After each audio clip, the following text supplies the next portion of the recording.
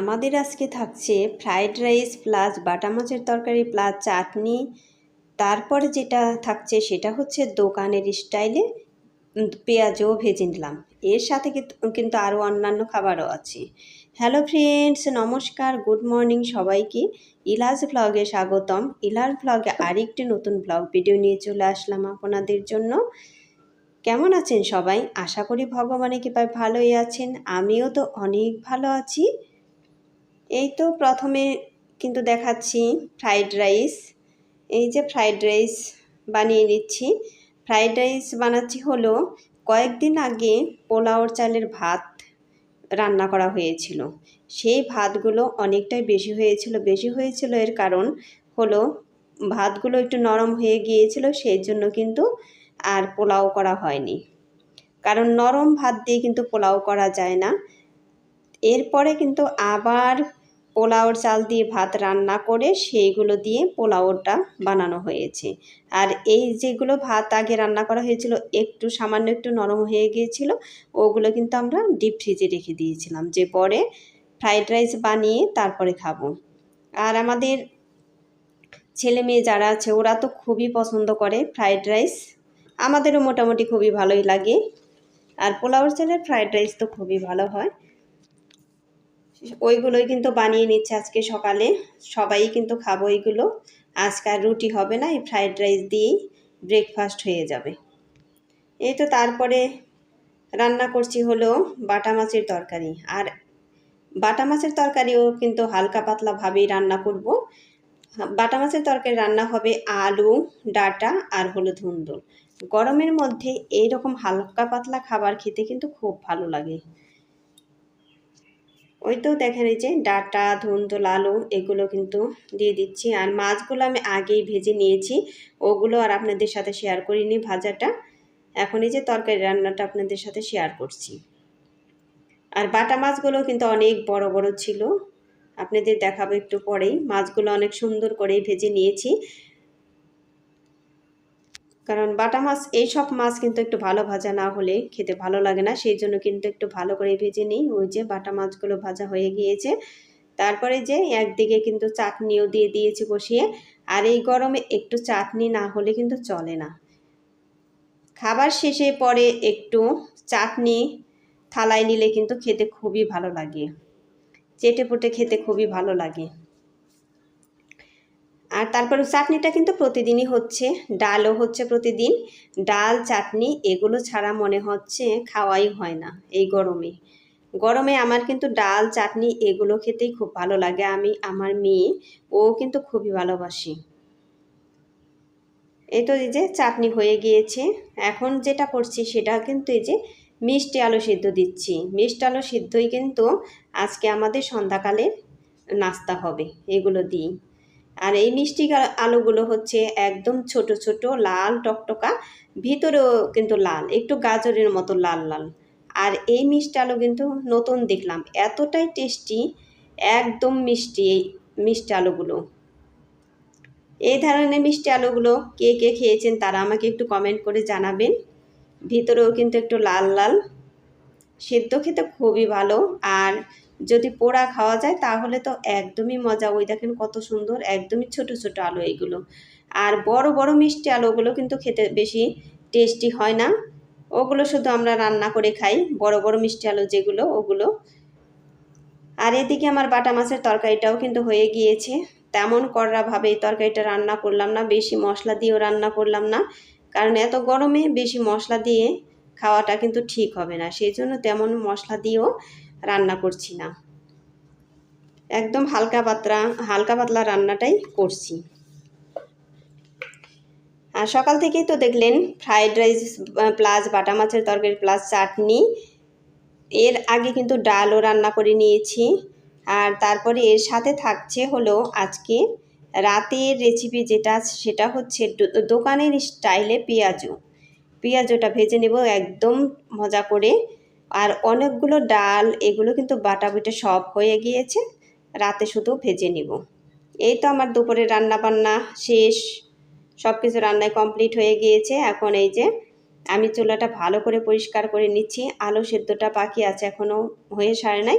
ওটা তো সন্ধ্যাকালে খাবো, এখন ওটা তো আর এখন লাগবে না। আমি কিন্তু এই রান্না থাকতে থাকতেই আমি চুলা ভালো করে পরিষ্কার করে নিচ্ছি। আর বন্ধুরা, একটা লাইক দিয়ে আমার ভিডিওটি কন্টিনিউ করবেন। আপনাদের একটা লাইক আমার ভিডিওটিকে এগিয়ে যেতে সাহায্য করবে।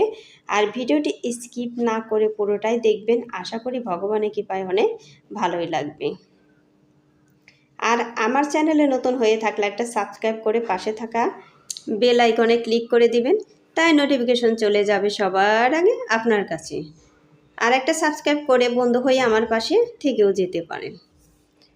আর ভিডিওটি যদি একটুকু ভালো লেগে থাকে তাহলে বন্ধুদের মাঝে শেয়ার করে দেবেন আর সুন্দর করে কমেন্ট করে জানাবেন। এই তো আমি চুলার চারপাশ সব কিছুই কিন্তু সুন্দর করে পরিষ্কার করে নিচ্ছি, কারণ এই সব টাইলস টয়েলসে সব জায়গায় কিন্তু তেল ছিটে একদমই খারাপ অবস্থা হয়ে যায় রান্নার পরে। সেই জন্য প্রতিদিনের কাজ প্রতিদিন না করলে কিন্তু হয় না। আর আমি যদি এখন এই চুলাটা পরিষ্কার করে না যাই এখান থেকে, তা না হলে কিন্তু আমার আর পরে এই চুলাটা পরিষ্কার করতে একদমই ইচ্ছে করবে না। আর পরে যা রান্না করব রান্না করতেও কিন্তু মন চাইবে না, কারণ পরে আমার আলসি এসে যাবে। আর রান্না করতে এসে যদি দেখি আমি এই জায়গাটা নোংরা, তাহলে কিন্তু কোনো কিছুই রান্না করতে ইচ্ছে করবে না, ভালোও লাগবে না। আর পরিষ্কার থাকলে কিন্তু সে জায়গায় সব কিছু করতেই ভালো লাগে। এই তো একদমই পরিষ্কার করা হয়ে গিয়েছে। এই সব কিছু পরিষ্কার করে নিয়েছি আমি। গ্যাসের স্ল্যাব সব কিছু পরিষ্কার করা হয়েছে। এই যে দেখেন ডাল, আজকে ডাল হলো মুগ ডাল। সব কিছুই কিন্তু অনেক সুন্দর রান্না হয়েছে এবং রান্নাগুলো দারুণ টেস্টি হয়েছে। প্রত্যেকটা রান্নাই খুবই সুন্দর হয়েছে এবং টেস্টি হয়েছে। আর যে সকালে যে ফ্রাইড রাইস করা হয়েছিল সেই ফ্রাইড রাইস রয়ে গেছে। আর এখানে যে শাক ভাজি, ওই যে সাথে একটা ডিম আছে, ওই ডিমটা শাশুড়ি মার জন্য সিদ্ধ করা হয়েছে। তারপরে যে টমেটো চাটনি, একটু তেঁতুলও দেওয়া হয়েছে, তা না হলে কিন্তু চাটনিটা টেস্ট হবে না। আর এখানে ওই যে আলু সিদ্ধ, এই আলু সিদ্ধ কিন্তু সন্ধ্যাবেলায় আমি চোচা ছুলে নিয়েছি। এই আলুগুলো আমরা এখন সবাই খেয়ে নিব। আর আরেকটা কথা, এই আলু খাওয়ার আগে সবাই কিন্তু একটু জল খেয়ে নেবেন। জল না খেলে কিন্তু এই আলু খাওয়ার সময় একটু গলায় ঠেকার সম্ভাবনা থাকে। সেই জন্য আগে জল খেয়ে নিলে কিন্তু আর কোনো অসুবিধা হয় না পরে। আর এই আলু একটা খেলেই মনে হয় আরও খেয়ে নিই, এতটাই টেস্টি লাগে এই আলু। আর এই আলুতে প্রচুর পেট ভরে, আপনারা খেয়ে দেখবেন যে কতটা টেস্টি। আর এই আলু তো মানে সেদ্ধ করা হয়েছে, সেদ্ধ করা আলু খুবই টেস্টি। আর যদি যাদের মাটির চুলা আছে তারা যদি পোড়া দিয়ে খান না, একদমই টেস্টি, পোড়া আলুটা বেশি টেস্টি হয় এই আলু। যাই হোক, এই আলু আমরা এখন সবাই খেয়ে নিব। ততক্ষণ আমাদের সাথেই থাকেন। খাওয়াটা অবশ্য আপনাদের সাথে শেয়ার করব না, কিন্তু পুরো ভিডিওটাই দেখে নেবেন সবাই। যারাই দেখবেন ফলো করে দিবেন। এই তো সবগুলো আলুই কিন্তু আমার ছোলা হয়ে গিয়েছে। এখন এই যে এক এক করে দিয়ে দিব সবাইকে। এই তো তারপর দেখেন এই যে সব কিছু কিন্তু রেডি করা হয়ে গিয়েছে। যে ডাল বাটা এগুলোও কিন্তু শাশুড়ি মা বেটে দিয়েছেন, পেঁয়াজগুলো কেটে দিয়েছেন একদম সুন্দর করে। আর পেঁয়াজগুলো কাটা হয়েছে বেশি ঝুরি করে না, একটু মোটা মোটা করে। পেঁয়াজের জন্য পেঁয়াজ কাটলে কিন্তু একটু মোটা মোটা করে কাটবেন, তবেই কিন্তু পেঁয়াজগুলো খুব ভালো হবে। আর এখানে অনেকগুলা ডালই কিন্তু বেটে নেওয়া হয়েছে। এখানে ডালগুলো হয়েছে হলো মসুরের ডাল, মুগ ডাল, খেসারির ডাল। এই 3 পদের ডাল কিন্তু এখানে মিক্সচার আছে। আর আতপ চাল দেওয়া হয়েছে একদমই সামান্য, একদমই সামান্য, মানে না বললেই নয় সেই রকম। আর সবটুকুই কিন্তু ডাউল বাটা। আর এই যে এখানে বেসন আর আটা দিয়ে দিলাম, লবণ মশলাপাতি দিয়ে দিয়েছি। তারপরে সবগুলো কিন্তু আমি ভালো করে মাখিয়ে নিচ্ছি, পেঁয়াজ টিয়াজ সব কিছু। তারপরে আমি ওই ডাল বাটা, মরিচ বাটা ওগুলো কিন্তু দিয়ে দিব এর সাথে। আর এগুলো কিন্তু বাজারের স্টাইলেই বানানো হচ্ছে, খুবই সুন্দর হয়েছিল এই পেঁয়াজগুলো। আপনারা দেখেন, দেখতে থাকেন, কারণ এটুকু স্কিপ করে গেলে কিন্তু একদমই ভুল করবেন। পুরো ভিডিওটাই দেখেন, পুরো ভিডিওটা দেখলে বুঝতে পারবেন যে কিভাবে এই পেঁয়াজগুলো ভাজি করলাম। পেঁয়াজগুলো এতটাই টেস্টি হয়েছিল, আমরা যদি বাজার থেকে না কিনে বাড়িতে বানিয়ে খাই তাহলে কিন্তু অনেকটাই যত্ন সহকারে খাওয়া যাবে। এই যে তারপর কালো জিরে দিয়ে দিলাম। ওই দেখেন একটু চ্যাপটা চ্যাপটা পাতলা পাতলা করে কিন্তু দিয়ে দিচ্ছি, যাতে একদমই মুচমুচে হয়, ভাজাটা ভালো হয়, ভিতরে কাঁচা না থাকে। এরকমভাবেই কিন্তু আমি এই পেঁয়াজগুলো ভেজে নিচ্ছি।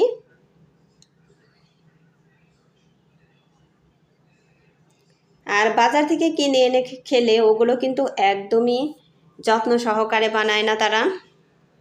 ওর মধ্যে বেসনগুলো কিন্তু একদম পিওর না, ওর মধ্যে কত কেমন নিঃসা ডাল টাল সব কিছু মিশানো থাকে, কোনোটাই কিন্তু ভালো না। আর আমরা যদি বাড়িতে বানিয়ে ভেজে খাই তাহলে কিন্তু সব কিছুই পিওর দেওয়া হয়, কোনো অসুবিধাও হয় না। ওই দেখেন কত সুন্দর হয়েছে আমার পেঁয়াজগুলো, দেখেই বোঝা যাচ্ছে যে কতটাই টেস্টি হবে। একদম সুন্দর করেই কিন্তু আমি ডোবা তেলে ভেজে নিচ্ছি এই পেঁয়াজগুলো। যাই হোক, আপনারা পুরো ভিডিওটাই দেখেন। আর সবাই ভালো থাকবেন, সুস্থ থাকবেন এই কামনা করে এই ভিডিওটি শেষ করব। পরবর্তী ভিডিও দেখার অনুরোধ করব, সবাই দেখবেন পরবর্তী ভিডিও। আর সবাই ফলোয়ার্স করে দিবেন। এই তো এখন যে আমি পেঁয়াজগুলো ভাজছি একদমই কিন্তু গরম, এখন ভাতের সাথেই খাবো, কারণ ভাত আমরা আজকে আগেই খাবো। আমরা ভাত আজকে 9:30টায় খাবো, সেই জন্য পেঁয়াজগুলো কিন্তু ভাতের সাথে খাবো। আচ্ছা, সবাই ভালো থাকবেন, টাটা, বাই বাই।